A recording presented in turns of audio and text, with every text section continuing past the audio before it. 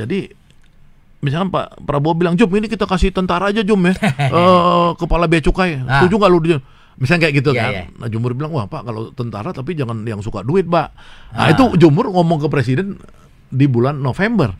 Iya kan, jadi carilah kalau Pak Prabowo mau tentara, carilah Prabowo yang jangan doyan bisnis. Karena kalau tentaranya bisnis kan gimana ngendalinya kan gitu kan. Misalkan seperti itu. Tapi dari cerita Pak Syahganda tadi memang sejak tahun lalu memang pergantian Ditjen Bea Cukai kan sudah diomongin. Diomongin dan tentara itu udah diomongin Pak Presiden di 3 toko buruh itu. Ya kan, nah Jumur bilang Pak kalau bisa kalau tentara jangan yang suka bisnis kan gitu.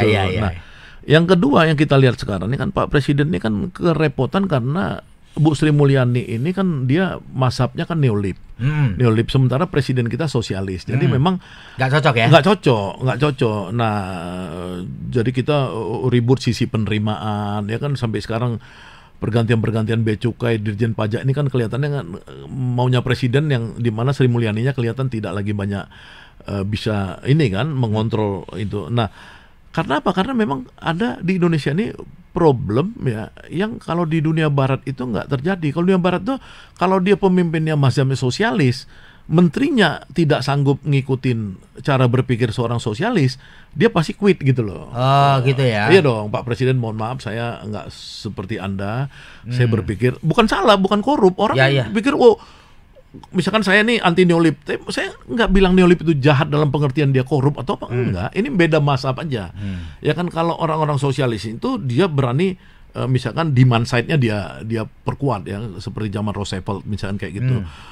Bila perlu cetak uang, bila perlu ini, misalnya kayak gitu ya kan. Nah ini kan banyak menteri-menteri yang sebenarnya dia kadang-kadang tidak kompatibel dengan pikiran Prabowo, presiden, tapi dia tetap pengen bertahan karena dia berpikir ini kekuasaan kan gitu. Ini yang jadi problem sekarang. Jadi dengan kata lain sebenarnya Pak Syahganda ya harusnya mau bilang bahwa Bu Sri Mulyani harusnya tahu diri dong. Ya banyak, bukan hanya dia, bukan Sri Mulyani, banyak juga ya yang orang menteri-menteri ini nggak ngerti pikiran Pak Prabowo. Karena untuk mengerti pikiran Pak Prabowo nih, ini harus orang-orang yang hidup, ini kan udah tua banget nih Pak Prabowo, 75 tahun. Ya kalau menteri-menteri yang dulu tidak sempat jadi aktivis di zaman Orde Baru, aktivis serius misalnya, atau dia nggak pernah bersentuhan dengan aktivis, dia kan nggak ngerti Pak. Kapan dia ngerti pikiran sosialismenya? Misalnya orang ngerti PSI itu apa sih? Orang nggak tahu PSI itu yang aslinya kan Partai Sosialis Indonesia yang didirikan oleh bapaknya Prabowo dan Dr. Sahrir. Ya kan? Tapi kan orang pikir PSI itu yang sekarang gitu loh. Padahal kan PSI itu harusnya ya PSI itu yang didirikan oleh Founding Fathers dulu gitu loh. Jadi orang banyak yang sekarang itu nggak ngerti saya pikir dengan pikirannya Pak Presiden gitu. Terima kasih sudah nonton. Jangan lupa like, subscribe, dan share ya.